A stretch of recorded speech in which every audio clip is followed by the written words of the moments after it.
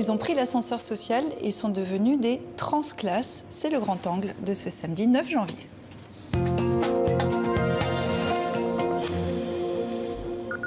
Rien ne la prédestinait à devenir directrice de plusieurs maisons de retraite. Jacqueline Gomez, bonsoir. Bonsoir. Vous êtes donc directrice de plusieurs maisons de retraite et vous êtes aussi l'une des héroïnes de Jean-Louis Saporito, réalisateur du documentaire Bonsoir. Le défi des transclasses. Bonsoir à vous deux, merci d'être sur TV5 Monde.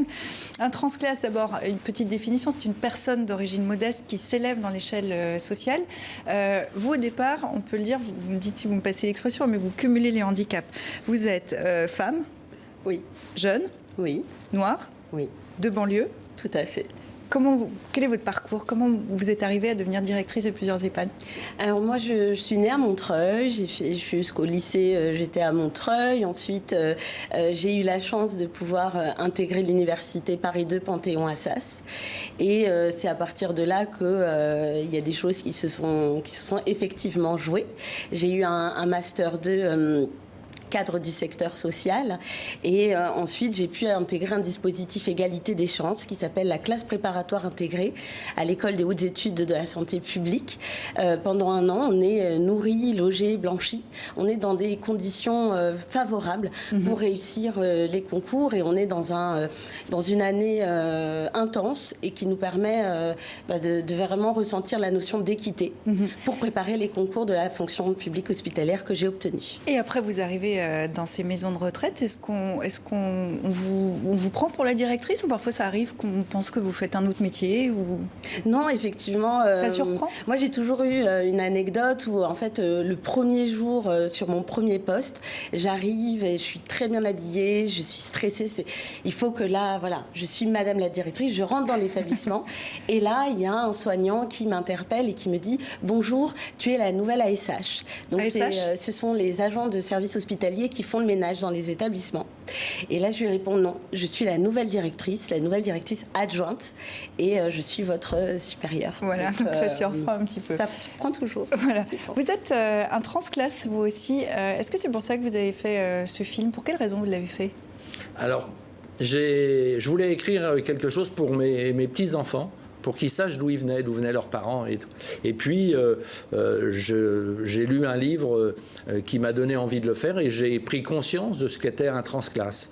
Avant, j'avais le sentiment de cette inégalité, du fait qu'on était mal à l'aise. On va essayer d'être bien précis. Vous venez d'où et comment vous vous êtes élevé dans l'échelle sociale? Alors moi, je vivais à Saint-Cloud. Dans Saint-Cloud, maintenant, c'est une ville très bourgeoise, mais il y avait le bas de Saint-Cloud, tout près de Paris. Il y avait le bas de Saint-Cloud qui était très ouvrier. Et puis, il y avait une ligne de chemin de fer. Il y a toujours une ligne de chemin de fer. Il y a le haut de Saint-Cloud. Et les gens du bas de Saint-Cloud, les enfants et même les adultes, étaient très différents. Ils étaient d'une classe très ouvrière, très modeste. Et puis, au-dessus, c'était les bourgeois. Donc, il y avait ce sentiment de ne pas appartenir au même monde.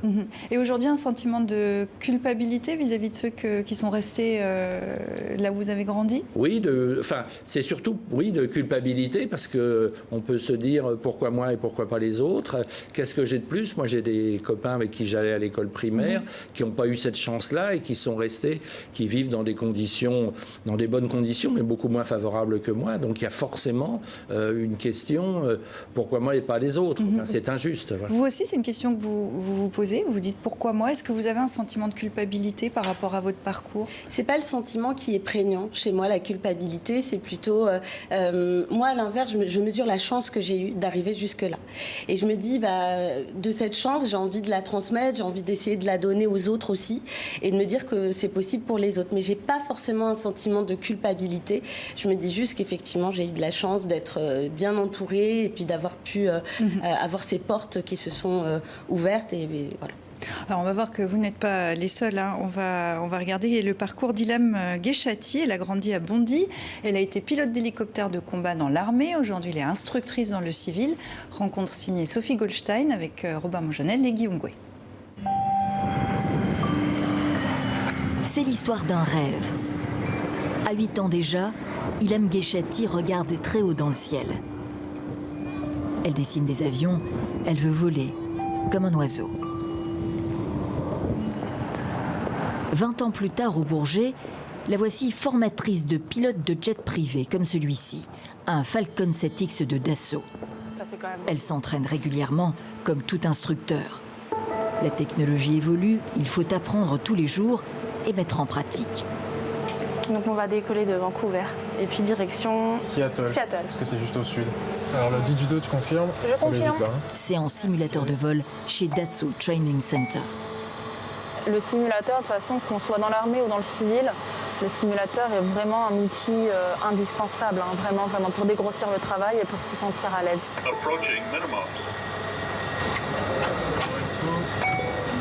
Ilham Gheshati a été formée à l'armée.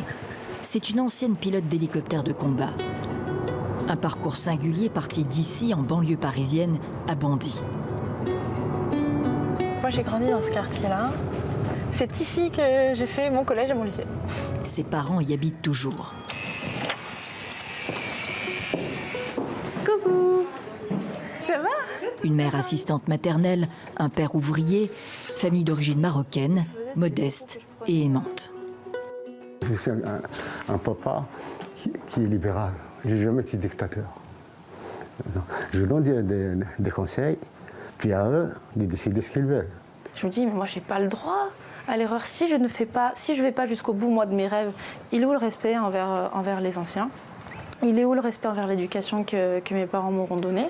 Et surtout, il est où le progrès? Sciences Po, Saint-Cyr, les portes des écoles prestigieuses se sont ouvertes pour l'élève brillante. Quand elle a commencé tout au début, pour entrer dans ce domaine-là, c'est très difficile. Je n'ai pas accepté. Je ne voulais pas parce que je me suis dit, là où elle va y aller, il n'y a que des hommes. Les femmes, ils sont vraiment très, très peu. Et en plus, c'est une fille arabe. Donc, moi, oui, elle est née française, elle est née en France, mais quand même. Donc, voilà, tout ça, je m'inquiétais. Elle est partie très jeune aussi. Ilham Gheshati quitte l'armée en 2017. Elle ne veut pas combattre, mais la passion des avions reste intacte. Depuis janvier, avec d'autres, elle s'est lancée dans l'électropostal. Redonner vie aux routes de l'aéropostale, c'est le projet, à bord de petits aéronefs électriques comme celui-ci. Ambition, traverser la Méditerranée et pourquoi pas un jour l'Atlantique. Décollage plein gaz. Tu vas à fond, voilà. Et puis là, tu réduis, tu sors du rouge. Ilham Gheshati se rapproche encore de son rêve d'enfant. Voler léger, sans polluer, sans bruit, libre, comme un oiseau.